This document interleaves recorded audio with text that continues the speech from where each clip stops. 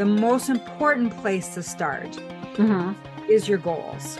Now, you've probably been to a session where they're like, okay, if you want to do this, you set your goals, but are you really owning them? So you want to make sure that that goal is tied and aligned to the vision, and that each person truly owns that goal as their goal. Hey everyone, it's Amy Lynn Durham, and you're listening to Create Magic at Work. Create Magic at Work is on a mission to equip senior leaders with tools they need to be a true quantum leader and actually understand what that means. Improve employee engagement, retain top talent, and transform your workplace culture to have less drama and stress. So let's start making magic. Welcome to another episode of the Create Magic at Work podcast. Today, I have a really cool guest for you. Her name is Consuela Munoz. She is a Gallup certified strengths coach, and she works with leaders to help them defeat shiny object syndrome. I was super intrigued when I read this because I feel like I get this sometimes, and I think it would help everyone in the Create Magic at Work community listening if they get distracted with shiny object syndrome. She's a speaker, trainer, author, and founder of the CEO Way and Impact Makers Playground. Following a 20-year career at a privately held multinational company employing 13,000 with $10 billion in sales, Munoz decided to start her coaching business and founded Own Your Confidence. How cool is that? Welcome to Create Magic at Work, Consuela. Well, thank you. I'm really excited to be a part of your podcast. I can't wait to have our conversation. It's going to be great. Yeah. So why don't we start off? I love StrengthsFinder, and I know there's all sorts of opinions about it, but I will say, just from a positive perspective and from data behind it, I love honing in on my clients' strengths, especially with spiritual intelligence.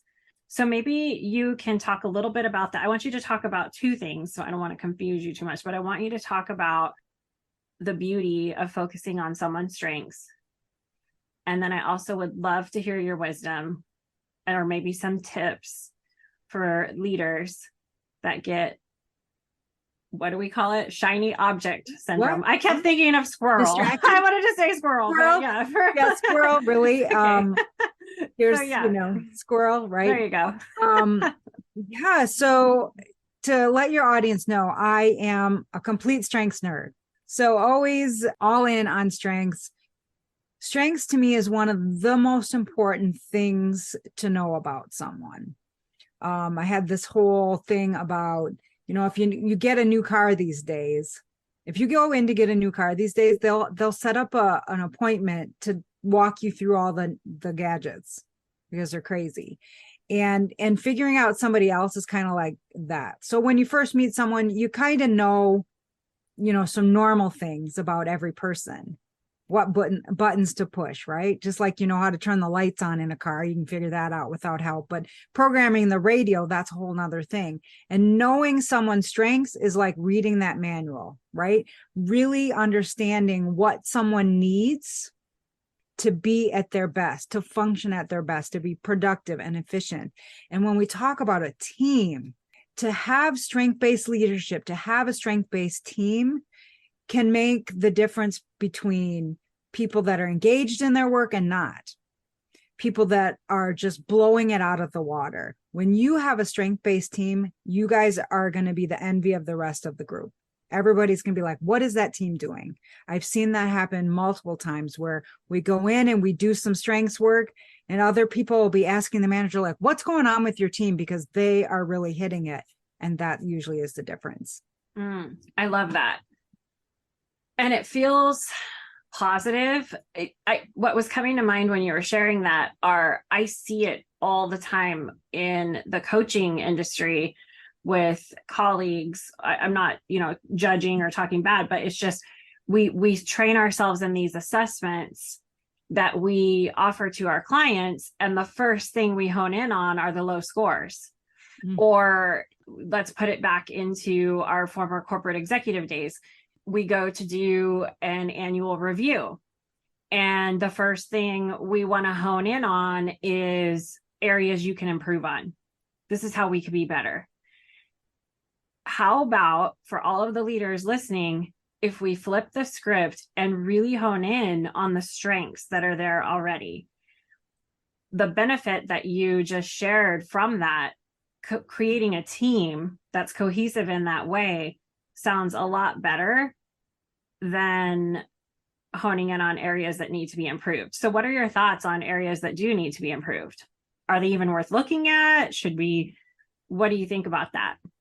Well, first I want to go back to the good stuff, right? Before Yeah, let's go into it. Yeah, let's talk about the areas of weakness. No, I don't want to do. So, no, the thing about the strengths report, and this is one of the things, obviously I'm biased, but why I love this report over some other ones, other assessments that you can do, is that when you get this report back, it is your top strengths. These words, they're written in black and white on this page, and they come from somebody else. And what they are is all the most amazing things about you. You read that, it's the most amazing thing about you. And it can be something that is so natural for you, that's so different, that other people aren't able to do, that you've started feeling self-conscious about it. And now you read that and you're like, wait, no, that's just because I'm just that amazing. So that is the first thing. That's why it's so powerful, because it really just is the most amazing things. There's no worrying about what someone's going to find out about. If they find out, that's awesome. They get to know how awesome you are. Now, as far as areas of weakness, we can never ignore our weaknesses completely. Being aware of them is good. We're not going to stop our weaknesses, right? Or we're not going to fix them, but we can stop them, right? We can have, there are techniques that you can use to minimize and mitigate what your weaknesses are. And the only time you really, really need to worry about a weakness is if it's a fatal flaw, if it's a fatal weakness, where it's really that weakness is hindering you, you being able to progress. Correct. Most of the times we're not at that point. Most of the times they're just like, hey, this thing isn't so great. And one of my absolute favorite strategies is when we take what strengths you have and use them to deal with your weakness. That is the most powerful strategy we have, besides stopping doing the thing altogether. Sometimes something that is a weakness for us, we need to stop doing it. Those are my two favorite strategies off the top for doing that, for dealing with those weaknesses. And we can't ignore them. We need to know what they are, but we can find ways to make them less of a thing. And the other thing, the more you grow in your strengths, the more you're doing what you do best, the less anybody cares about having you do those things that you're not good at anyways. If everybody on your team is doing what they do best all day, every day, that's some pretty powerful team right there. Yeah. And it feels diverse because everyone's bringing their unique gifts to the table. I love the way that you just described it. So what I have to say, what changed my coaching 2 years ago, I had heard a Strengths Finder coach on a podcast interview. And I realized it changed my whole, it really changed my approach when I'm delivering the coaching for spiritual intelligence. Oh my gosh, did you know you have this amazing ability to operate from your inner wisdom around others? So I started just looking at the strengths, and you're right. It by default will trickle into what might be a perceived weakness. And I love that. Thank you for sharing that. Okay. I want to get into shiny object syndrome. What is it? What are some things we can do to overcome it? For me, and before you share, my idea of it is just me becoming distracted from the big picture of what I need to get done. And I feel like I can get into that space quite a bit. So what is it, and what is maybe one tip you can share with everyone to so shiny object syndrome, that is, and it's a syndrome, like you can be diagnosed with it, right? But it's when you're working on this task or this project or this thing, and you hear about something else, you're like, oh, that's, I need to do that. And you stop progress, and you run and you're working on that thing. Mm. And then while you're there, you're like, oh, but that thing, let me go do some of that. And so it becomes like a cycle. If where you're going, is becoming monotonous or routine, or it's not getting the results you need. So you're like, oh, let's do something else that can get us the results. This isn't working. And so you're jumping, and the cycle can speed up. So maybe, you're doing this for 6 months, and then you've seen this thing, and now you're in this 4 months and it's not working. Now you're doing another thing, and you can see how that can kind of snowball. Part of that is that you're generating ideas, you're wanting to be on the cutting edge. I mean, FOMO can get in the way. All these things can make you want to go from one to the other.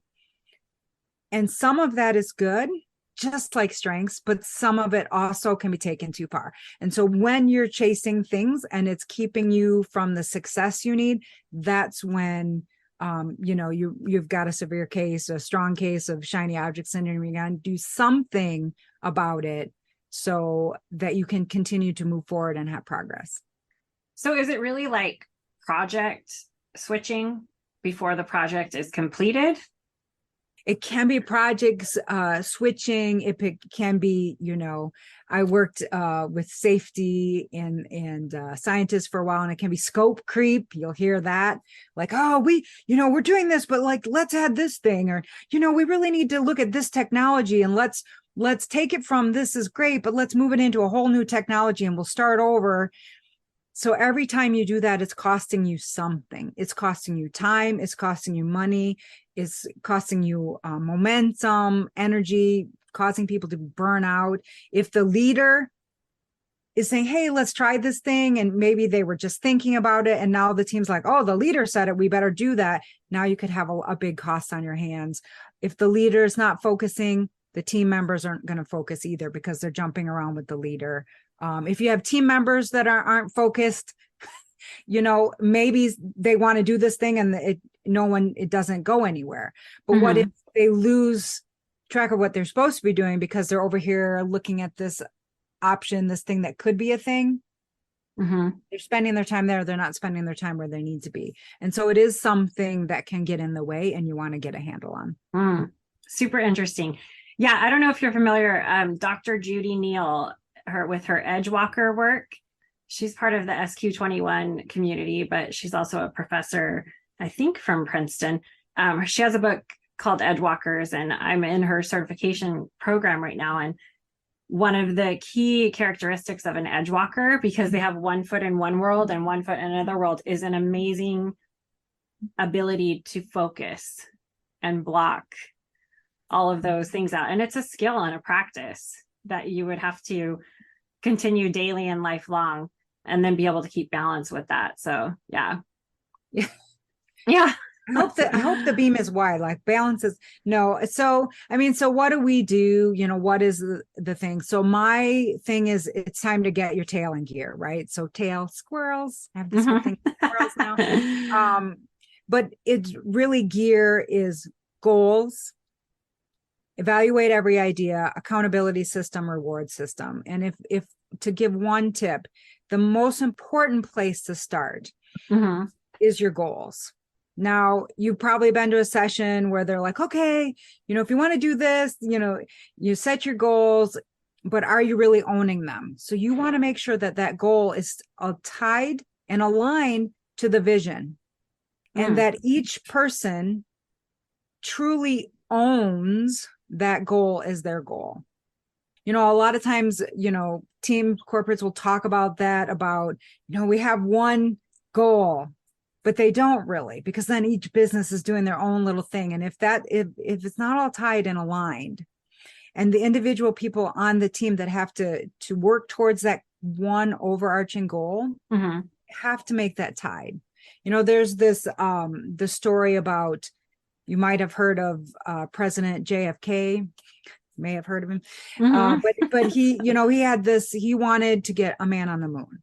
And he went to, gave his talk where he went to visit NASA, and he was walking down the hallway, and they came across the janitor sweeping the floor. And he's like, hey, introduce himself. What do you do here? And the janitor, without missing a beat, says, oh, I'm here to help get a man on the moon. Love it.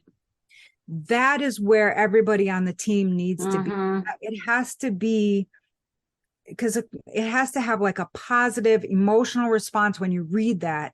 So you feel it and you really commit and own that goal. Because if you can't do that, then you can easily lose focus. But if it's so important, all the other things won't matter. I would think if that is something with the Edgewalkers, you would want, you have to have that thing be so clear that none of the other paths would be appealing, right?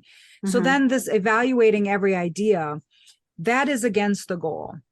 Is it going to help you with the goal right now?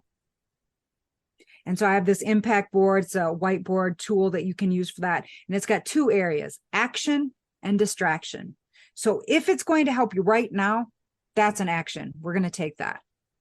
But if you have a brilliant idea or it's something worth pursuing, but it's not going to help you with that goal right now, that's a distraction. So you store it there in distraction. You're not thinking about it anymore. It's not getting any money or time or mental energy, but you haven't lost it. You've put it there and it's stored in distraction. And those are the biggest things that you need to do to really bring in your focus, bring that urgency, get focused on your goal. And how are you all tied into it and owning it? Because that's what accountability is, owning your commitment to that goal.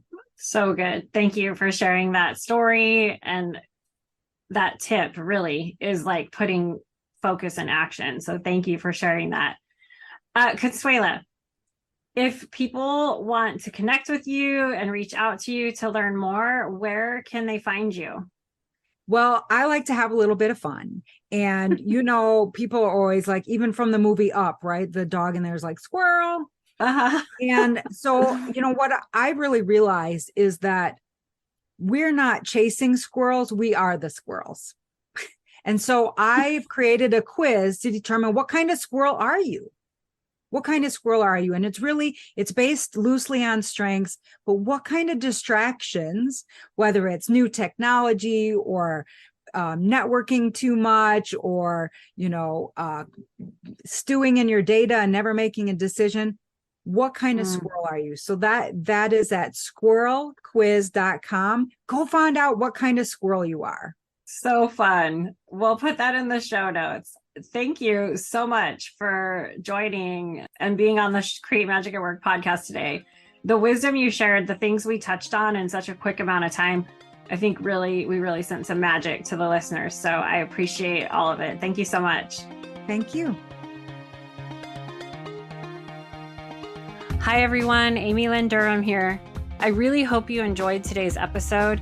All the show notes and links can be found at createmagicatwork.net. Or you can just look in the show notes in the episode and they're right there for you. Come back each week and make sure you subscribe, rate, and review the podcast. Keep joining us for more exciting episodes where we help you transform workplace culture to leaders that create less drama and stress and have high productivity and profitability. You have the power to create a burnout-free workplace right now. You can gain access to my new course, Create a Burnout-Free Team and Workplace, where you'll receive step-by-step tutorials in creating a team and organization that thrives. Click the link in the show notes to join us. I hope we brought a little magic to your day. Sending magic to everyone, and see you next time.